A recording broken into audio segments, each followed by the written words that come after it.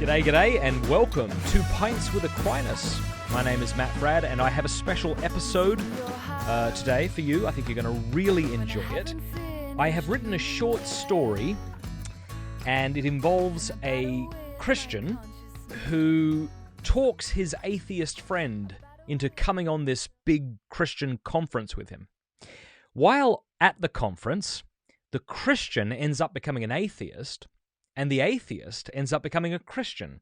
And then over the course of 9 letters, they go back and forth about why they have made the decisions they've made.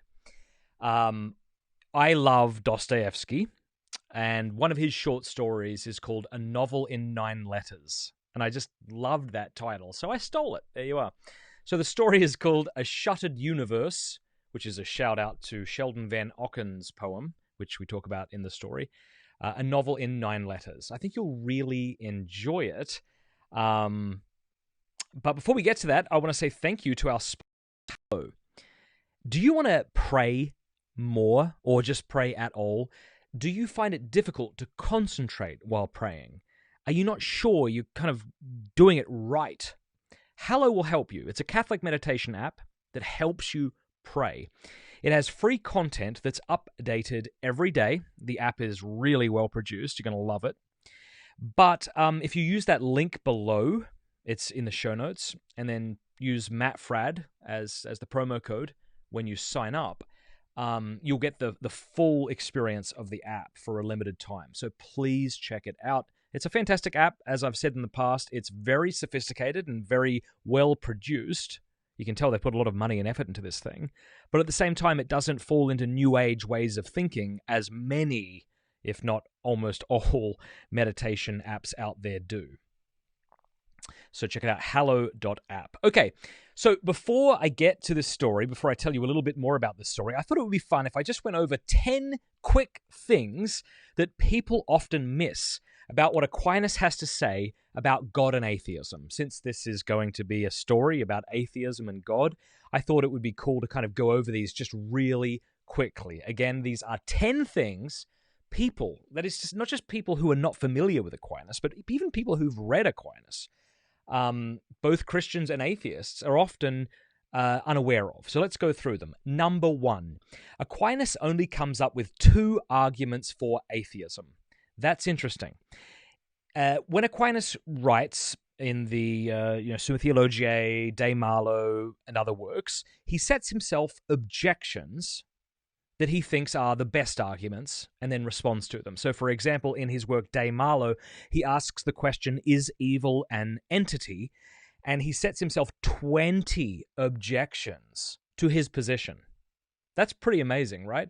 And then he responds to each of those 20. What's interesting is that in the Summa Theologiae, where he addresses atheism, he can only come up with 2 arguments for atheism. And these are the 2 that are still offered today more than any others, namely evil and science. Here's the second thing I want to share with you. Only one of those 2 arguments proves atheism, namely the problem of evil. His other argument, that we don't need God to account for natural phenomenon, doesn't disprove God, it just leaves you with agnosticism. So that's also interesting.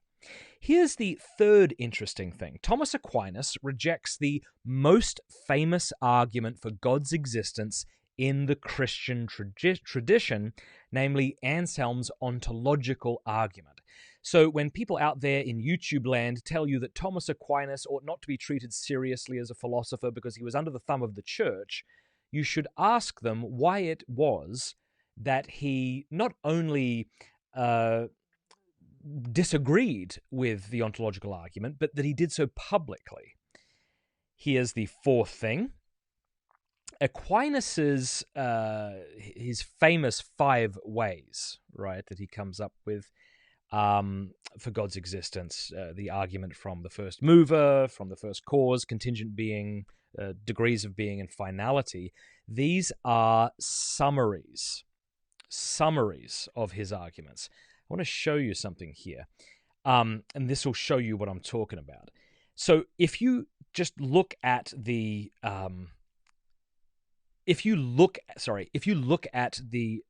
argument, say, that from motion in the Summa Theologiae. Check it out. Here it is right here, right? That's one paragraph. The first and most manifest way is the argument from motion, right? Now, if you go to the Summa Contra Gentiles, check this out. This here is his argument from motion. See how much longer that is? So that's really interesting. And I point that out because I think sometimes, and Richard Dawkins seems to do this, people think that this is all he has to say on the matter, and that definitely isn't the case. So his 5 ways are only summaries.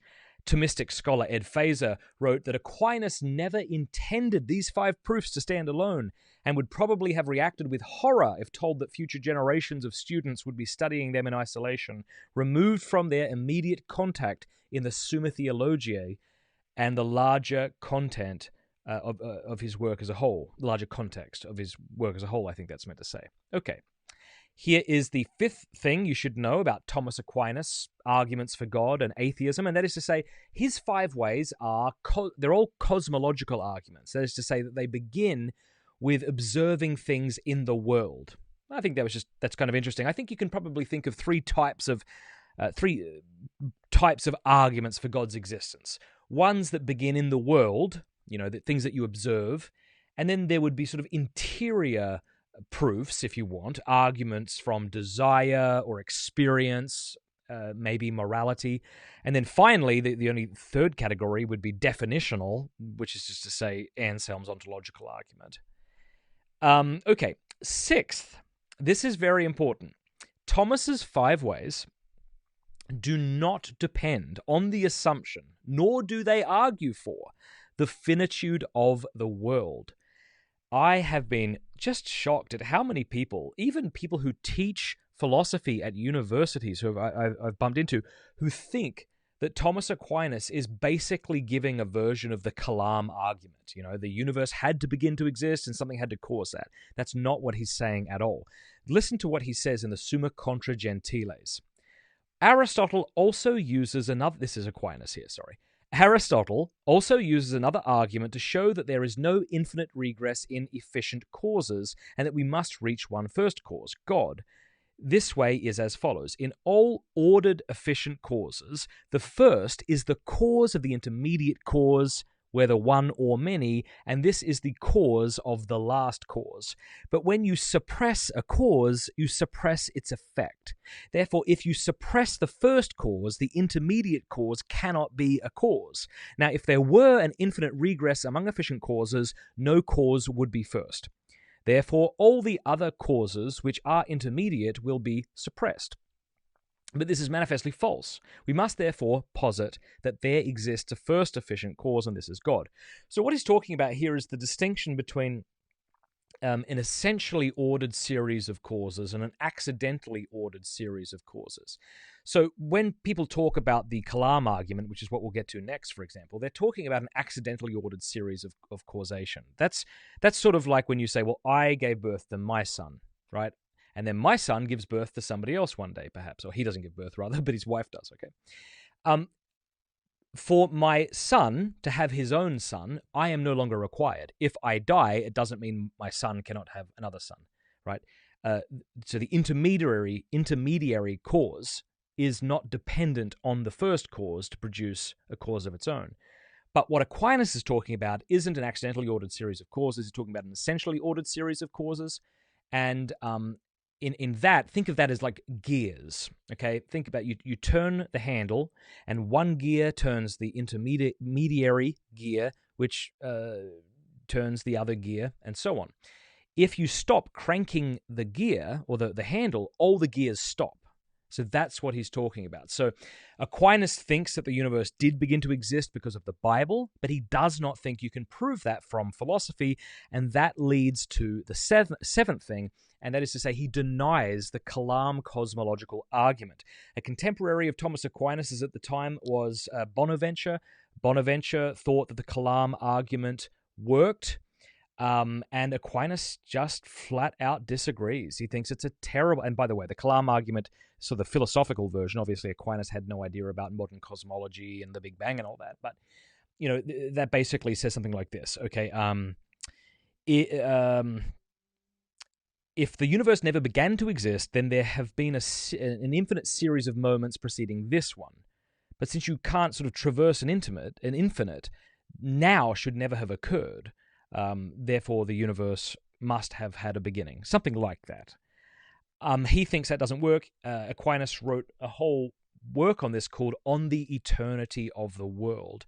And there he shows that, it's not at all improbable that God could create an infinitely old universe. And one of the analogies he uses is that of a foot in the sand.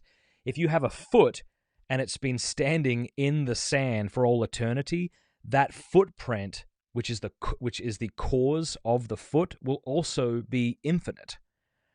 So the effect doesn't have to come after the cause; it can be simultaneous with it. I'm not saying I agree with that. I'm just saying that's what Aquinas thought, and that's what a lot of people don't realize. Number 8, he's not a fideist who says we can only know by faith, nor is he a rationalist who says that we can only know what we can show by philosophy. So Aquinas thinks that you don't need faith to believe in God, because you can show that God exists apart from divine revelation. Okay, so in that sense, he's not a fideist, right? Nor is he a rationalist, because even though he thinks you can believe in God without revelation, he doesn't think you can know everything about God. There was a man by the name of Hugh of St. Victor, I believe, who tried to argue for why God must be triune. And Aquinas disagrees. Aquinas thinks that the only way we can know that God is a Trinity is because of divine revelation. All right, here's the 9th thing people don't often know, and that is that Aquinas did not only offer 5 arguments for God's existence, he actually offered somewhere between 15 and 20. And if you are interested in learning about those 15 or 20 arguments, different arguments that he offers for God's existence, check out The Metaphysical Thought of Thomas Aquinas by John Whipple. Look at the size of that thing. Here's the 10th thing people often misunderstand. We cannot know what God is, only what he is not. So you might say, and I've heard Bishop Robert Barron put it this way, and I think it's a valid way of putting it, that Aquinas is agnostic when it comes to, what God is, but he's a theistic in regards to that God is. Now that might sound a little, maybe that kind of leads people astray. So let me kind of put that a different way. Aquinas says that you can know that God exists, but you cannot know what he is. And that's interesting, I think. Listen to what he has to say in the Summa Contra Gentiles. He says, in considering the divine substance, we should especially make use of the method of remotion, for by its immensity, the divine substance surpasses every form that our intellect reaches. Thus, we are unable to apprehend it by knowing what it is, yet we are able to have some knowledge of it by knowing what it is not. So that's the 10th thing people should know when it comes to Aquinas, atheism, and arguments for God's existence. He thinks that we cannot know what God is, we can only know what he is not. Okay, before we get into this fantastic story, or if not fantastic, just story, I want to show you this thing. This is a course I created. It's called Strive, strive21.com. If you are a man who struggles with lust in any way, shape, or form, go and check out strive21.com. It is a 21-day challenge. We have over 14,000 men in the course. We have it in Spanish as well. Basically, every day I lead you in these little videos, 5-minute videos, and there's a challenge you have to perform, and then you interact with the brothers in the forum. It's really great. I would just trust me, go to strive21.com and click reviews, and you read what real men have said after doing this course. Check it out. Here's 2 really cool things about strive21.com. Number 1, you don't have to pay a cent. It is free. Number 2, you can be as anonymous as you want. There you go. So I'm not even trying to sell you something here. So if you struggle with pornography or lust in any way, go to strive21.com. And if you know somebody who struggles, please send them to strive21.com. Okay, here is this little story I wrote. I hope you enjoy it. Let me just say a couple of things before we get into it. Number one, neither of the characters are meant to be a mouthpiece for me. This is not a preachy story. So if you're a Christian out there who thinks, oh, good, this is going to be a story where the Christian clobbers the atheist, that's not what it is. I tried to write this as realistically as I could. I have actually written a book on God's existence called Does God Exist? A Socratic Dialogue on the 5 Ways of Thomas Aquinas. You can get it on Amazon if you want. That's a much more sort of robust and sophisticated book in that we go through arguments for God's existence and atheism. So if you're looking for something a little more sort of philosophically dense, check that out. I guess this book, or this short story rather, is maybe trying to make the point that many of us believe the things that we believe, not because somebody gave us a knockdown syllogism, but because of all sorts of other reasons. The second thing I want to say is this is not a story for kids. So the atheist speaks quite disparagingly about Catholics and takes some low blows, as it were. So I wouldn't want any parents out there to think, oh, good, I'll play this for my 8-year-old. Don't do that. Some of it's a little a little intense. So I think you'll very much enjoy it. Thank you very much for being here. And I would love to know what you think. Here's what I'll do.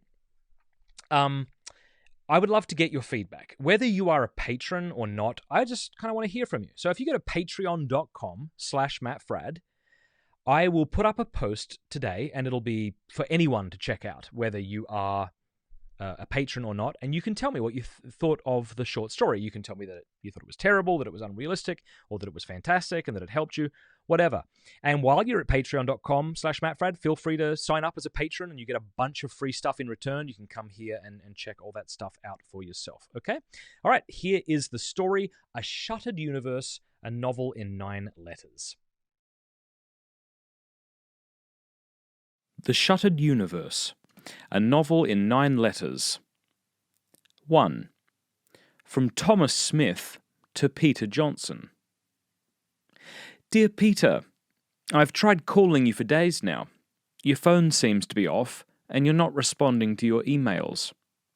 You've also been absent on social media. What's going on, brother? You were acting kind of strange when we departed from Ohio. I'm sorry we didn't get to talk much during those 3 days. At any rate, I thought we could communicate by letter, the way we used to when we were boys. I want to thank you sincerely for inviting me to the conference. You know I wasn't keen on going, and I'll admit that for the first night and most of Saturday, I thought those people up there were a bunch of phonies. What is it with Christian musicians and felt-brimmed hats? Or, if not phonies, sincere, but sincerely deluded. At any rate, on Saturday I met a few people from Cleveland and we got to talking. One of them was a professor of philosophy from your school, Dr. Philip Dinkins. Do you know of him? I think Catherine mentioned having him for logic. By the way, have you heard from Catherine or seen her on campus? She's not returning my calls either. I'm beginning to worry. Anyway, where was I? Oh yes, this Philip guy is a Catholic and a big fan of Thomas Aquinas. As I say, we got to talking and spent most of the day arguing back and forth about God's existence, the reliability of the Gospels, that sort of thing. Nothing I hadn't heard before, but a really smart guy nonetheless. At the end of our discussion, when he said he needed to be going, he asked if he could pray for me. I nearly laughed, I'm ashamed to say. It seemed like a line from one of those awful Christian movies you've made me suffer through on more than one occasion. Anyway, wanting to show him how open-minded I was, I said yes. He put his hand on my shoulder and prayed very simply for me that whatever obstacles were blocking my path toward accepting Jesus Christ, that they'd be smashed. That's the word he used, smashed. And that was it. Very matter of fact and unemotional. He just smiled and then said we'd chat later. Look, I don't want to go on and on in this letter. I'd rather talk to you by phone about it all. I just wanted you to know that I've given my life to Christ. I'm joining RCIA next week. and it looks like I'll be baptized next Easter. Glory to God. I don't know how to explain it very well, I'm afraid. Without running into cliches, that is. Still, maybe cliches aren't so bad after all. My heart feels like it has been dormant under several feet of ice for years now. Well, brother, the ice is melting and it's waking up. I'm waking up. Trying to tell my family about this has been more than painful. They keep looking at me with one eyebrow raised as if they're trying to decide if I'm mad or just joking. Haven't posted anything to my blog about it yet, so please keep this private for now. Please call soon. If I don't hear from you soon, I'll drive up to see you. P.S. If you see Catherine, please tell her to call me. 2. From Peter Johnson to Thomas Smith. Thomas, thanks for the letter. Sorry I've been hard to reach. Have been doing another one of these tech fast things. I find it much easier to study for exams when I'm not being distracted by YouTube. I'm more than happy to communicate with you by letter, as I'd rather not pull out my phone right now. Wow, your letter definitely came as a surprise. Not because it was a letter, but because you're thinking of becoming a Christian. Look, I'm sorry we didn't get to speak much at the conference. There were just so many people. That and being in charge of so many details meant I didn't have as much free time as I would have liked. I don't know how to tell you this, so I suppose I'll just say it. I'm no longer a Christian. Ironic, right? You're thinking of becoming a Christian, right when I'm deciding I'm an atheist. I say deciding and not becoming because, well, the truth is, I've been an atheist for a while now. That will probably come as a shock to you, so let me explain. I've been following your blog. Oh, goodness. What are you going to do with your blog? Quite closely for about a year now. Not telling you, of course. Some of the posts quite rattled me, and I binged as many William Lane Craig debates as possible to prove to myself that you were wrong. But I must say, the more debates I watched, the more I found his arguments increasingly obtuse. His comebacks were pithy, but unsophisticated. I started attending an evangelical church about 7 months ago. Didn't tell anyone. Thought I could have Christianity without the Catholic guilt and bigotry. Anyway, look, long story short, it occurred to me, while we were all praying on Saturday night, that even if none of this God stuff were true, we'd all still be experiencing the same emotions. In other words, the thing that most of our friends point to for why they're Christian is something that would have convinced them even if God did not exist. Does that make sense? Of course it does. I mean, you've written about it. I mean, come on. They stuff 2,500 teens and young adults in a dark gymnasium, play emotional music and tell us we're loved and that God is fighting for us and all that. Of course people are talking about feelings of elation and transcendence. Admitting that I am an atheist, I said it out loud to myself while the music was blaring Saturday night, was one of the most difficult yet liberating things I have ever done. No more pretending. No more needing to talk myself into believing ridiculous things like a wafer can turn into God and that people can go to hell for all eternity for masturbating. Thomas, you're not seriously thinking about becoming a Christian, are you? 3. From Thomas Smith to Peter Johnson. Dear Peter, got your letter yesterday. I assume you're still on your tech fast. I've been trying to call you. Just think we could process all this better by phone. I made an announcement on my blog last night about my experience at the conference and about how I've come to believe in God and Jesus Christ. I posted that at about 2 p.m. and by the end of the night had lost about 200 patrons. Glory to God. What do I care? Better to be rich towards God. Luke 12:21.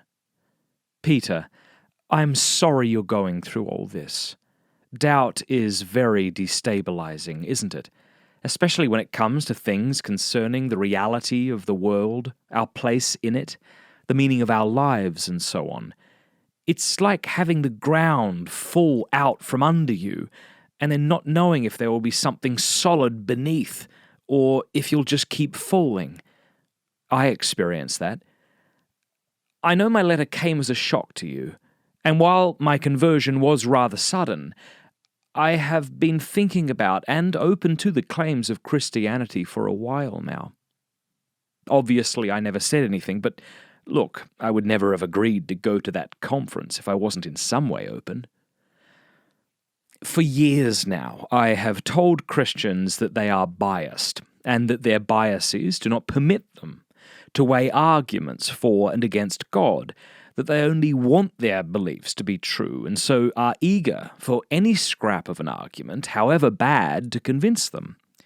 That they were arrogant, that it was tribalism that kept them committed to the claims of their particular Christian sect, not truth. It was about a year ago that it suddenly dawned on me that this can be, and indeed so often is, true of atheists also. Seeing the way my followers would comment on my posts, how they would call Christians stupid, how they would strawman their positions. Well, I started to see in them the same closed-mindedness and tribalism I had accused Christians of having. I started to ask myself if I was like that. Anyway, this is the sort of stuff I want to talk to you about. Would you please just call me?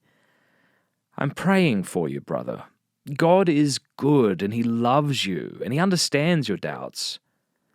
Let me leave you with a poem I recently came across by Sheldon Van Auken that sums up my conversion experience entirely.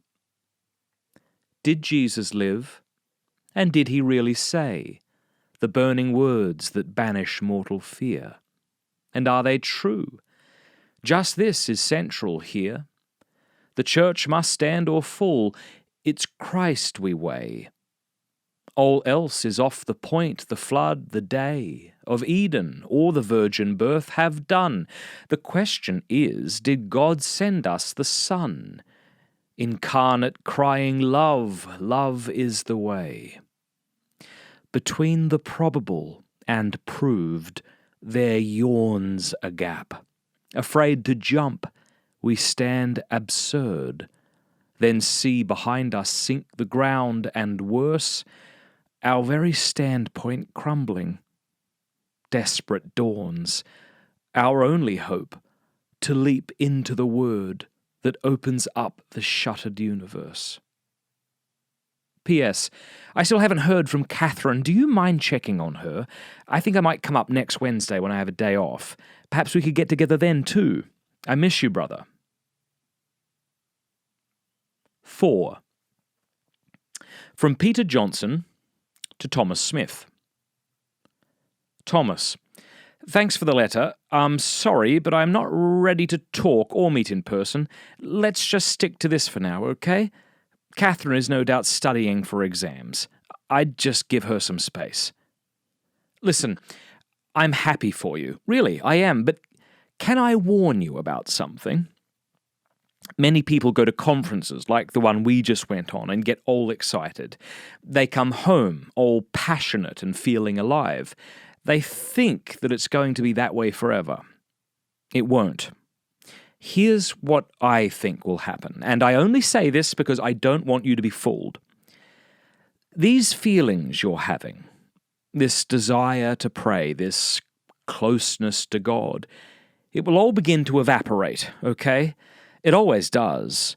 And when that happens, you'll get concerned and turn to some well-meaning Christian who will point you to that story of Jesus on the mountaintop and tell you that we can't live there, that we have to descend the mountaintop, just the way the disciples did. They will try to spiritualize a perfectly natural psychological phenomenon. Don't you see that everything, even the absurd, must be brought into the tapestry of their faith? It all has to fit. It will be made to fit. Why is there evil? Oh, yes, well, that's because God gave us free will and wants us to love Him freely. But this means we can also do horrible things. Why is God so distant? Where is He? Why doesn't He answer me when I pray? Well, that's because He wants you to pursue Him, you see? He gives enough light to those who are determined to seek Him and not enough to those who really don't care.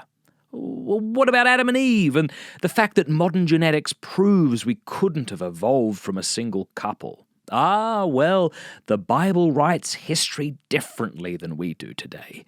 Maybe the couple represented groups of people. See, there is not a question to which they don't have an answer, but even if their answers are coherent, they do not prove Christianity. If you were to ask me 100 questions about Star Wars, I may be able to give you 100 answers that help you see the coherence of the story, but it would remain just that, a story. You talk about losing patrons. I'm sure your Christian friends will tell you that it's a good sign that you're being persecuted. Shows you're a true believer or some such. Alternatively, it might just be a matter of good people not wanting to financially support someone who's come to believe in things they consider nonsense. You're not a victim. This isn't a sign that God is blessing you. Forgive me for being blunt, but it's true. 5. From Thomas Smith to Peter Johnson. Dear Peter, forgive the late response. Catherine has broken off our engagement. Needless to say, I'm devastated. God has a plan, I'm sure.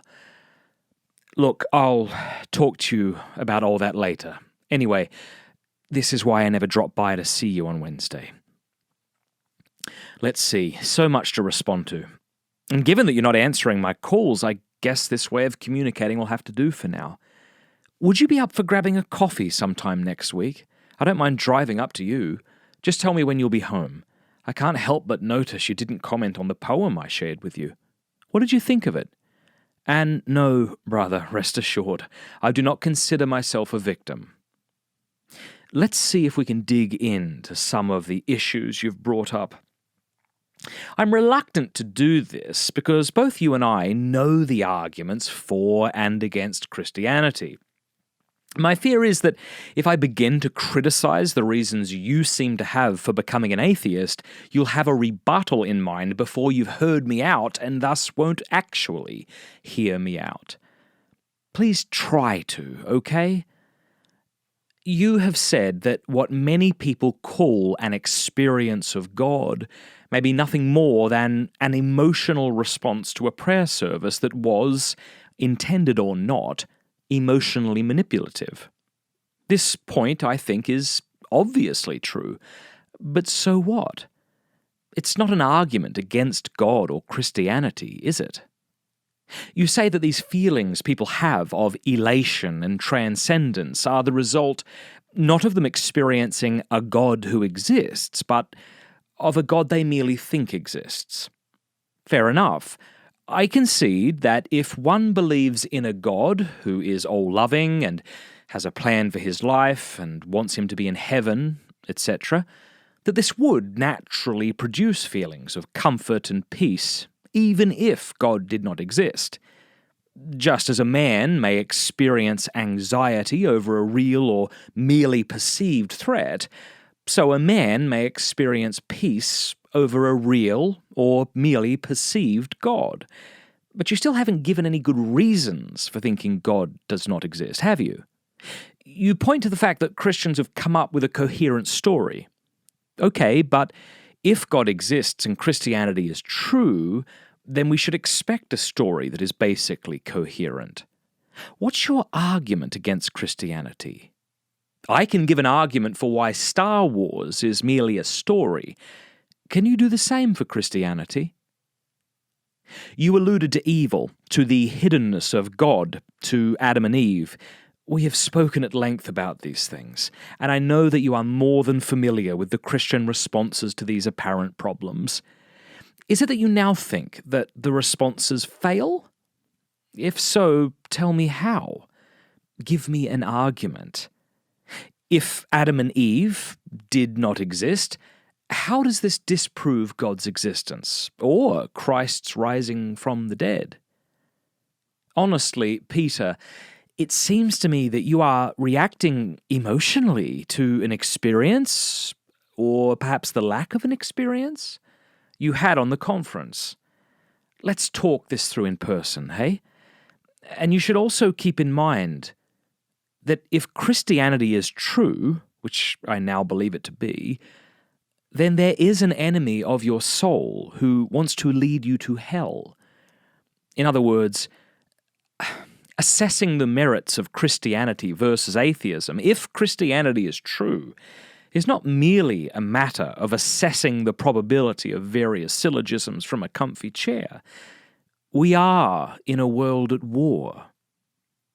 Surely you are not so convinced in the reality of a godless world that you're not open to praying this prayer with me. Go on, pray it now, from the heart. Saint Michael the Archangel, defend us in battle. Be our protection against the wickedness and snares of the devil. May God rebuke him, we humbly pray. And do thou, O Prince of the heavenly host, by the power of God, cast into hell Satan and all the evil spirits who prowl through the world seeking the ruin of souls. Amen. P.S. I had my first RCIA class last night. The people teaching it, and forgive me if this sounds judgmental, they don't seem to actually believe this stuff. One of the leaders made a remark about Catholics not having to accept church teaching about contraception. 6. From Peter Johnson to Thomas Smith. Thomas, you've seen that I'm back online, no doubt. I'm still not up for a phone call, and I certainly don't want to meet in person right now. Maybe later. Please just respect my wishes. You say that if Christianity is true, then it's not merely a matter of assessing syllogisms, and that we are in a world at war. This, I presume, you said in order to make the point that not only are we as individuals biased due to our upbringing, experiences, and temperaments, but that there are outside agents, invisible ones at that, muddying the waters, as it were, making it difficult for us to see things rightly. But don't you see that this cuts both ways? If Christianity is not true, and you think that it is, then that has tipped the scales towards Christianity. You experienced a bunch of warm fuzzies at a conference, and you now say you're a Christian. Now you assess the arguments for and against Christianity and conclude that those arguments for Christianity, arguments you rejected 5 minutes ago, must be stronger because, after all, there's a devil who's running about the place clouding people's minds, not wanting them to see that Christianity is true. Now, if you come across an argument for atheism or against Christianity that you find compelling, well, you can chalk that up to Satan's craftiness. I really am surprised at you, Thomas.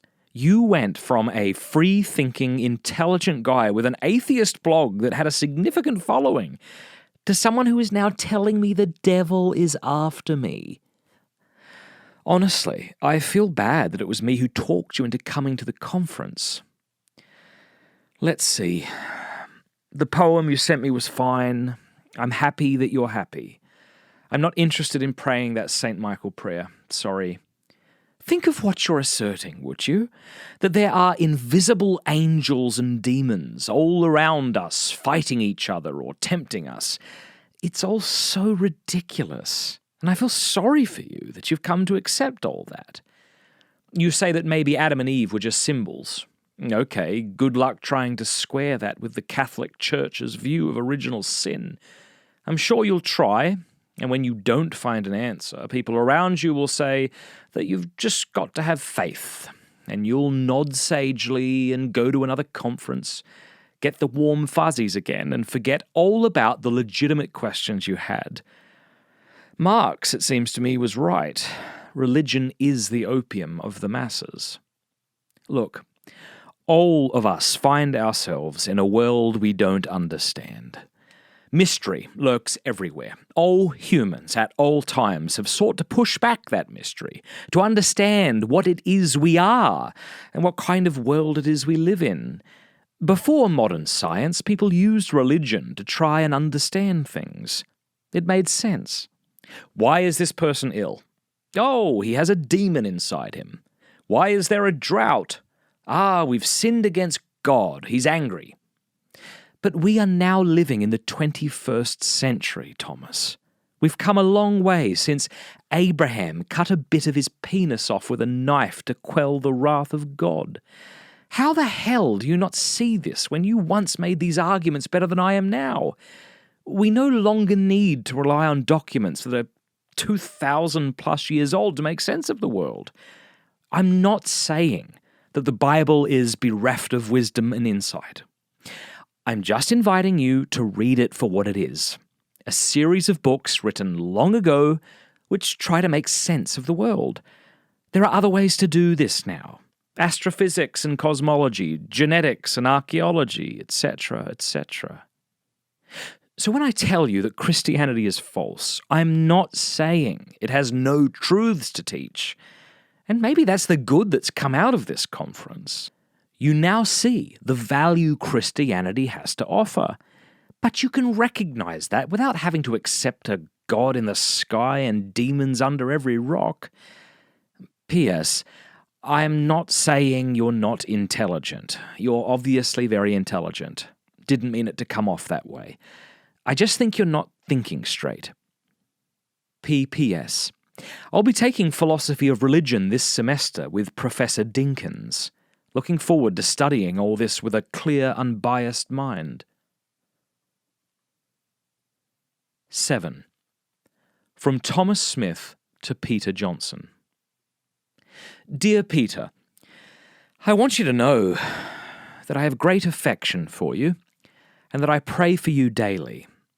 I understand that my prayers mean little to you, that you perhaps think me condescending for mentioning it. But I want you to know that I care for you, brother. I wish you'd answer my calls or agree to meet. What is it that has made me so repellent to you? I think I know, but would rather us discuss it in person like men. I've been texting with Anna, who says you won't respond to her either, that it's as if you've dropped off the face of the planet. I note that in your previous letter, filled though it was with invective and faint mockery, you did not respond to my challenge for an argument against Christianity. You make fun of the Christian doctrine of angels and demons, but making fun of something because you find it absurd isn't an argument. It's a fallacy, the fallacy of personal incredulity. That is to say, just because you find something difficult to understand or are unaware of how it works, it doesn't follow that it's false. Listen, it's easy to isolate theological claims to make them look absurd. My blog, I'm ashamed to say, is filled with that sort of thing. It's become something of a cottage industry in atheist circles. But look, if you take any specialized knowledge discourse and isolate certain theoretical claims made in that discourse, apart from any context as to how the practitioners of the discourse arrived at the claims, then you can make those claims look absurd. If, for instance, I tell you that, according to physicists, the pen I'm holding is made up of vibrating packets of energy in empty space, well, you can mock that. You can make it look absurd because why would anyone think pens are made of that? The only way you're going to come to appreciate that description of the pen is by appreciating the reasons physicists have for adopting that description. It's the same thing with robust theological claims about who God is and how we relate to him. You can't just isolate the claim and complain that it's absurd. I'm hearing that dismissive tone coming through your letter, Peter. A tone I'm more than familiar with because I used to speak like that too. Let me try and see if I can sum up your arguments thus far. 1. People claim to have experienced God when what they may have experienced was merely an emotional, induced prayer service. Fine, but read the great philosophers of the past, and you'll notice that no one has argued for God's existence based on warm fuzzies. This is a straw man, Peter. 2. You alluded to the problem of evil and the hiddenness of God, but instead of giving an argument from this to atheism, you merely complain that Christians have ways of responding to these arguments. You've yet to show me why these responses are inadequate. 3. You've said that modern genetics disproves two original parents of the human race. You didn't provide me with evidence for this, but be that as it may, given the tentativeness of this area of science, it may be the case that this opinion will be overturned. Besides, as I've said, this is not an argument against God or the resurrection of Christ, but at best an argument against the inerrancy of Scripture. I say at best because I can also see an argument for Genesis relaying truth through symbols, as is the case with the serpent and tree of knowledge of good and evil. 4. I've already addressed what you've had to say about spiritual warfare. Personal incredulity is not an argument, especially when you argue for the Christian position in such a strawman fashion. And this business about Christianity being anti-science is such a boring, worn-out trope. It's not even worth addressing. But here you are. I'll do it in several names that come to mind. George Lemaitre, Francis Collins, Ernest Walton, Blaise Pascal, Nicholas Steno. I could go on all day. Honestly, Peter, throughout your letter, you interpret my point in the least charitable way. I tell you that there is a spiritual war going on, and you accuse me of saying that this spiritual war prevents a person from reasoning from one premise to the next. That's not at all what I said. I do, however, think that sometimes we choose to find convincing what is expedient for us. If a man feels judged by God, say, for taking another man's fiancée, he may wish to ease his conscience more than following the truth where it leads. P.S. I'm no longer in RCIA. I have joined an evangelical church. I forgot to mention that earlier in response to your point about reconciling modern genetics with original sin. It's a false binary, brother. P.P.S. Dr. Philip Dinkins? 8. From Peter Johnson to Thomas Smith. On the 16th of October, Peter Johnson received by mail one envelope containing 2 letters. He opened the one labelled Read First. Thomas, I am tired of beating my head against a wall, okay? You're a good and sincere man, but I can't keep going down this road. It's exhausting. Surely there's enough people who still comment on your blog to spar with. You remind me of myself a year or 2 ago. I was so eager to convince other people about Christianity because I was, deep down, utterly unconvinced myself. And your insinuation that I've become an atheist to cover up some deeply immoral behaviour? That's beneath you.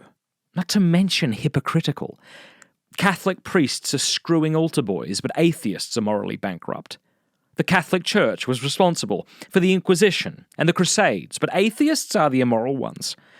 Catholics justify their homophobia and bigotry with Scripture, but we're the immoral ones. Unbelievable.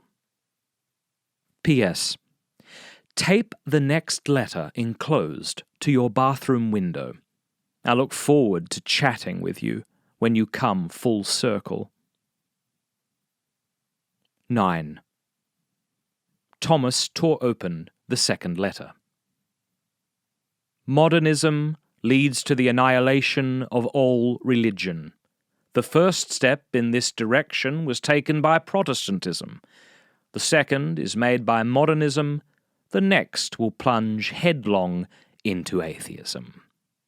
Pope Pius X.